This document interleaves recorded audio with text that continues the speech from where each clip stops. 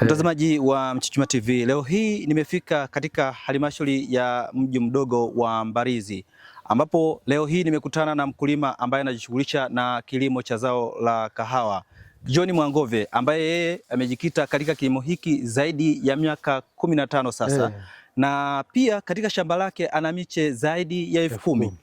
Lengo la kuwekeza miche hii ya kahawa ni kuhakikisha kwamba anajikwamua kiuchumi. Amezungumza mengi kuhusiana na kilimo cha kahawa na watu wengi ambao wanashawishika kuingia katika zao hili. Unaweza ukawasiliana naye ili uhakikishe kwamba unapata elimu ambayo itakusaidia na kusonga mbele katika kilimo cha kahawa. Zao la kahawa ni zao la kimkakati ambalo limekuwa likiwaingizia fedha nyingi wa Tanzania. Jina langu ni Michael Mwamnima na kuna mambo mengi ambayo utajifunza kupitia video hii. Tazama mpaka mwisho upate elimu ambayo itakukomboa kupitia kilimo cha zao la kahawa kutoka hapa mkoani Mbeya. Watu wengi wanaamini kwamba kilimo hakina faida. Wewe kahawa imekubadilishaje katika maisha yako? Hawa ni watu wamekosa tu maarifa, wanahitaji kupewa elimu, wajue kwamba kahawa it is a leading crop, ni zao moja. Hata taifa ni baada ya korosho, kahawa ndio inayofuata kuingiza fedha za kigeni Tanzania. Kahawa ni zao pekee, it is a black gold, yaani ni dhahabu nyeusi. Sio kwa mimi tu ndivyo ninufaisha, lakini hata dunia nzima. Kahawa ni ya pili kwa mzunguko wa fedha duniani, baada ya mafuta inafuata kahawa. Na ndio toka miaka nenda rudi, kahawa ni zao kubwa na limekuwa kubwa la kibiashara duniani kote, kwa sababu za kiafya. Watu wanaokunywa kahawa, ndio maana muda wote zao la kahawa halishuki thamani yake, kwa sababu moja, watu wanaokunywa kahawa linawezesha kukinga ugonjwa wa kisukari, linakinga saratani ya ini, tezi dume, uchangamfu. Kwa ndio maana hii kahawa enzi na dahari imekuwa dhahabu nyeusi. Kwa mimi siwezi kusema, maisha yangu yote mimi ni kahawa. Nimeweza kusomesha watoto vizuri, kujenga nyumba, nina gari zuri nimenunua kwa ajili ya kahawa. Wewe ratiba zako zipoje za kuingia hapa shambani? Mimi shambani hii mimi ni kama mimi muda wote mimi niko shambani. Hata kama mimi sipo, basi kuna nguvu yangu ipo. Nimeseti management iko. Kuna foreman yupo na wenzake wapo. Lakini mimi kila Jumamosi ama Jumapili lazima nije shambani. Ama kipindi kile ambacho najua kuna matukio makubwa kama kuweka mbolea, kupiga kopa.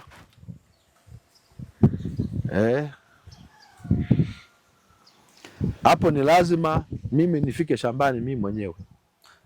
Ni mwaka gani ambao ulivuna fedha nyingi zaidi kuliko miaka yote? Of course mwaka jana baada ya mwaka hili zao linatokana linategemeana na soko la dunia. Mwaka jana pasina kutegemea kukatokea na mlipuko wa bei kubwa sana, kwa sababu wenzetu wa Brazil waliingia na ugonjwa wa Toyota Forest wa baridi. Kwa hiyo tukapata bei kubwa sana. Kwa kweli kwa ndani ya miaka 10 hakuna mwaka mzuri kwa wakulima wa kahawa kama mwaka jana. Mwaka jana ilikuwa ni muda mmoja wa dhahabu sana. Kila mkulima wa kahawa atakubaliana na mimi. Kwa hiyo hii imeendelea mpaka mwaka huu. Hali inapo sio mbaya. Labda sasa hizo ungekuwa kijana wa miaka 18 mpaka 20 ungefanya nini? Hapana. Labda tu na waasa tu kwamba vijana ama ningekuwa kama kijana nisingehangaika na makazi mengi mabiashara mengi. Ningeanza na kahawa moja kwa moja, hata kwa kiasi kidogo. Kwa mfano mimi plot nianza nayo ilikuwa ni hii hapa. Ndio niliyopatia mtaji. Na plot hii iko na miti mingapi kama? Iko miti 600 tu. Sasa hivi na zaidi ya miti 10,000 na kitu. Na kila mwaka mimi napanda kahawa. Leo hii kuna vijana ambao wanakutazama, wanataka kujua pengine labda akiwa na shamba anahitaji awe na kitu gani ili aweze kuwekeza katika kilimo cha kahawa, afikie mafanikio ambayo mnayo sasa wakulima wa kahawa? Sawa, tuchukulie labda kwa mfano kijana ana eka moja. Kijana ana eka moja. Huyo kijana atahitaji mwezi wa 9 huu. Tunakwenda mwezi wa 9. Achimbe mashimo. Labda kila shimo atamfanyia 200 ama 300 ambalo ni sentimita 60 kwenda chini na upana sentimita 60. Huyo kijana atahitaji aende kwenye mazizi ya ng'ombe, anunue samadi hata tipa moja ama 2, na maana kwamba akinunua samadi nyingi basi at least aweke debe moja kwa kila shimo. Kuna uchanganyaji wake, unachanganyia kwa juu, unafunika. Inapofika mwezi wa mvua za kwanza zaponyesha mwezi wa 12. Na tipa moja inauzwaje? Tipa moja inategemeana, unaweza lakini zinaanzia laki mpaka laki 2. Una bargain katikati hapa. Lakini unaweza katokea kama una ndugu yako anaweza kukupa taa bure. Lakini nimesikiza hiyo tipa ya samadi, hiyo tipa ya samadi ya ng'ombe usichukue ya nguruwe wala ya kuku. Japo kwenye vitabu wamesema tu, mimi kwa uzoefu wangu sasa fuata nao wasema chukue samadi ya ng'ombe, samadi ya mbuzi, yani wale wanyama miguu 4. Sasa hapo nisikize vizuri. Ukifuata ile miti ya zamani hii wako wanatuambia 9 kwa 9. Na maana kwa 9 kwa 9 kwa eka moja unapata miti 540. Lakini ukienda ile kawa compact ile fupi ile, ukipanda mita 2 kwa mita 2, yani miguu hatua 2 kwa miguu miwili, yani miguu 1 2, kunakuwa na kahawa unaweza kupata miti mpaka 1300. Kwa hiyo itafuatana na mbegu unaochukua. Kwa mfano hata hii makahawa ya zamani haya Nairobi, Moshi nini, kwa mfano kahawa ya Kilimanjaro inapanuka sana. Kwa hiyo itabidi kwa ifanye 9 kwa 9 ama 7 kwa 6. Sawa. Pengine kwa mwaka mti labda wa kuanzia miaka 5 unakuzalishia kilo ngapi? Sasa hapo ndio penye nini? Hapo ndio pameshikilia ufunguo. Hapo. Angalia sasa takwimu zinavyokwenda. Kwa wakulima wetu wa Tanzania. Kwa sababu wanalima bora liende, wanapata chini ya kilo 1. Lakini ukienda Kenya, hawakubali mti mmoja mpaka kufikisha kilo 3 kwa mti. Unapochuma hii kahawa. Ukipata debe, yani upate debe moja kwenye mti huu mmoja ndio unapata kilo 3. Sawa? Lakini sisi kutokana na watu kwa sababu wameignore kilimo, mtu analima kilimo, anapanda na maharage humo na nini, obviously utakuta anapata nusu. Kwa hiyo inafuatana na utunzaji. Lakini standard ya kilimo nataka upate kuanzia kilo 3 kwa kilo mti. Basi umepungua sana, kilo 1.5. Itakulipa. Chukulia sasa hivi hata mitaani. Hata ukiuza haraka kwenye chama cha ushirika, kilo 1 upungue 10,000 na kuendelea. Naona? Sasa simesi kwamba ukiwa na kilo miti 1,300 ile compact ikupatia kilo 1 tu. Una milioni 1.33.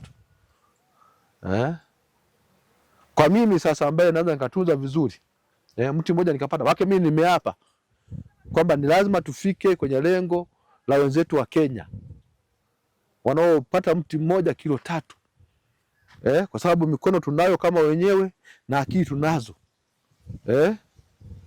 Tufike kilo 3.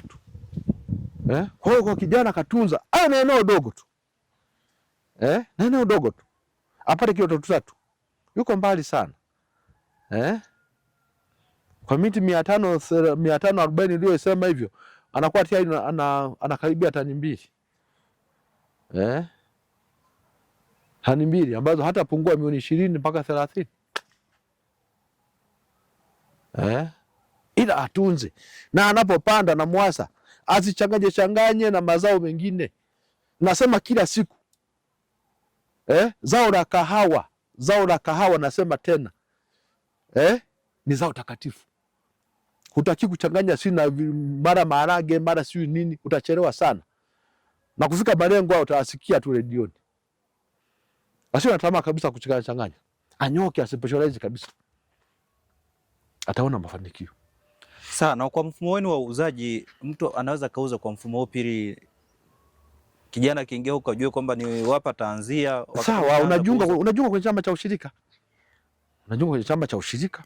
Kwa hivyo sisi tuna chama cha Jipe Moyo kipo hapo, ambacho chenyewe wala uhitaji kama zamani kwamba ukikoboa unaenda kukoboa mwenyewe unafanya nini. Hapana.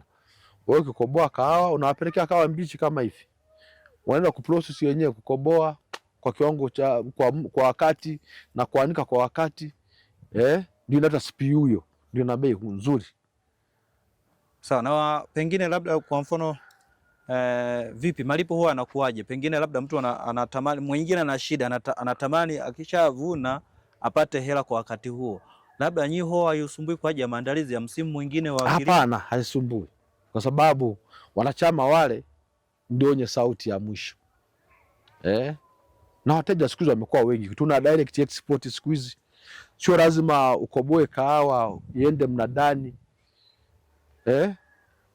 Wapo wanunuzi wako wengi, wakina Tera Winch hawa, wakina Domani hawa.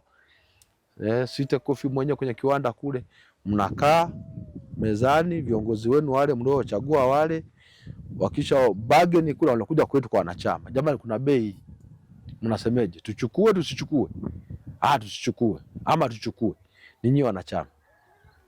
Kwa around mwezi wa 10, 11 tuta vyama vingi vimeshauza kahawa na vimewapa wakulima wao malipo. Sawa. Labda kuna kipi cha kuboresha katika zao la kahawa kwa miaka hivi karibuni, kwa sababu tumeona kwamba kila mwaka inavyozidi kwenda bei inaongezeka na masoko ya kimataifa yanatanuka. Sawa. Ni kwamba serikali iweke nguvu, watu walime sana. Unajua watu wengine wanafikiri kwamba tukilima sana wengi ndipo labda bei itapungua. Hapana. Wakulima wale tukiwa wengi kama Brazil ndio ina determine bei ya kahawa duniani, kwa sababu wanalima wale watu. Yaani na kuhakikishia kwamba nilikuwa nasoma jana makala moja hivi. Wakulima wa Brazil 2 tu wanaweza wakalima kahawa ya wakulima wote wa Mbeya. Sisi ukichukua Uganda, ukichukua Tanzania, ukichukua Kenya, kwenye soko la dunia tunapeka kahawa 2% tu. Au tatizo nini? Pengine hakuna ardhi ya kutosha au ni uzalishaji ni mwamko tu. Ni mwamko kwamba ni mwamko tu, na watu wanafikiria kwamba labda pengine kahawa inachukua muda mrefu. Kwa hiyo kijana kusubiria miaka 2, 3. Nitakuonyesha lakini kahawa moja nimelima ina mwaka mmoja na mwezi gani wa 7. Ni kubwa. Tayari kuonyesha. Ukifuata process za kilimo vizuri. Unaona? Tunachomba watu walime kahawa ikiwa nyingi. Wale wanunuzi wa kahawa wanajua kwamba Tanzania kuna kahawa. Kwa hiyo watakuja kwa wingi vile vile. Kama ilivyo Brazil.